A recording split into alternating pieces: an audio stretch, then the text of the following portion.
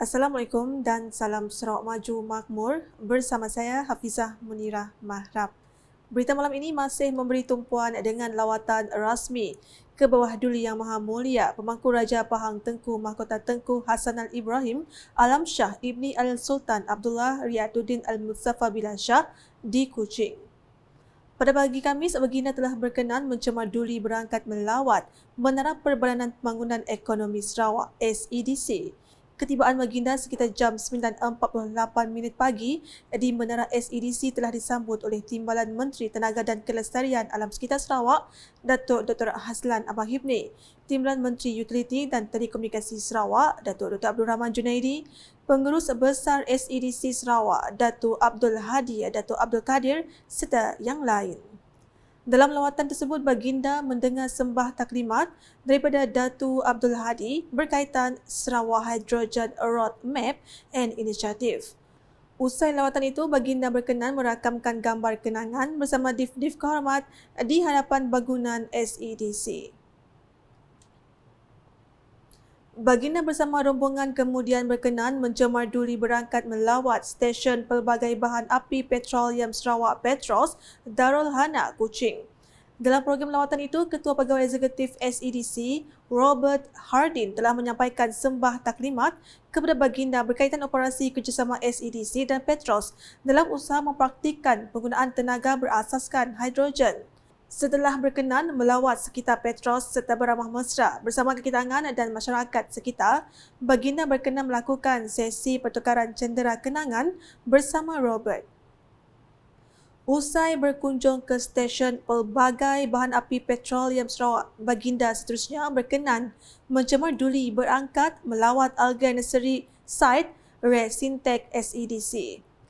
Dalam lawatan tersebut, baginda mendengar sembah taklimat daripada Pengurus Besar Pusat Kepakaran Lanjutan Teknologi Kumpulan dan Pengkomersilan Penyampaian Projek dan Teknologi Petronas, Adam Nasir Nawi.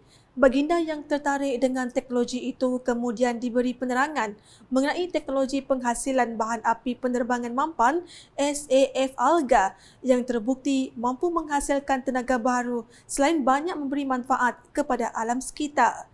Pada sebelah malam pula, baginda dijadualkan berkenan mencemar Duli menaiki River Cruise bagi menelusuri Sungai Sarawak di tebingan waterfront Kuching.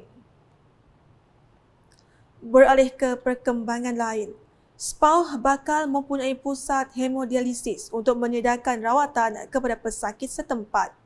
Timbalan PP Sarawak, Datuk Ahmad Degres Ugah Embas memberitahu pihak Kementerian Kesihatan Malaysia KKM telah bersetuju untuk bekerjasama dengan Agensi Pembangunan Bahagian Betung BDDA untuk membina sebuah pusat hemodialisis di SPAW dengan kos RM1 juta.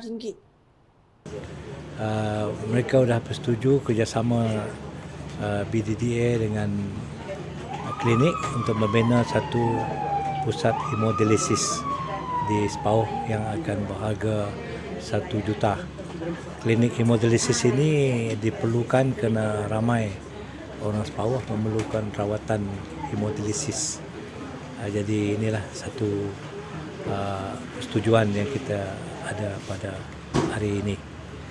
Beliau berkata demikian semasa melakukan lawatan kerja ke Klinik Kesihatan SPAW bersama Timbalan Menteri Kesihatan Malaysia Datuk Lukan Nisman Awang Sauni pada Rabu. Sementara itu, Ahli Dewan Undangan Negeri Adun Bukit Saman itu bercadang untuk membina Klinik Kesihatan SPAW yang baharu. Dalam majlis sama, Datuk Lukan Nisman telah meluluskan peruntukan RM350,000 bagi melaksanakan kerja membaik pulih klinik sedia ada. Seterusnya, Datuk Ahmad Degres turut menyaksikan upacara penyerahan kunci sebuah ambulans sebagai simbolik penyerahan daripada KKM kepada Klinik Kesihatan SPAW. Manakala di Miri, Timbalan Menteri Tenaga dan Kelestarian Alam Sekitar Sarawak, Datuk Dr. Hazlan Abang Hibni berkata Sarawak mempunyai tenaga yang sesuai untuk menghasilkan teknologi yang berasaskan hidrogen. Menurut beliau, mana-mana negara di dunia ini boleh menghasilkan hidrogen, tetapi yang membezakan Sarawak adalah penggunaan tenaga untuk membelah air kepada hidrogen. The only question is the energy. What type of energy does that country has? Of Sarawak, we have green hydro energy. Other countries may have to use fossil, nuclear, coal, and so on. So that's a different type of hydrogen. And the hydrogen that is going to be produced in Sarawak is green, clean hydrogen. That's the difference, and that is why. Beliau berkata demikian ketika berucap dalam Majlis Perasmian International Conference for Green Energy, Computing and Sustainable Technology 2024 dan menandatangani Memorandum Persefahaman MOU antara Curtin University dan Sarawak Energy Berhad SEB pada Rabu. Dalam pada itu, Datuk Dr. Haslan turut menyaksikan majlis menandatangani MOU antara Curtin University dengan SEB untuk kerjasama meluas dalam bidang akademik, penyelidikan, penglibatan alumni, program pertukaran, inkubasi permulaan, beasiswa dan banyak lagi. Selain itu, beliau turut melancarkan program kejuruteraan tenaga dan kejuruteraan mekatronik yang baru setelah kedua-dua program telah menerima akreditasi sementara daripada Majlis Akreditasi Kejuruteraan sebagai ijazah kejuruteraan yang diiktiraf industri untuk ditawarkan di Curtin University.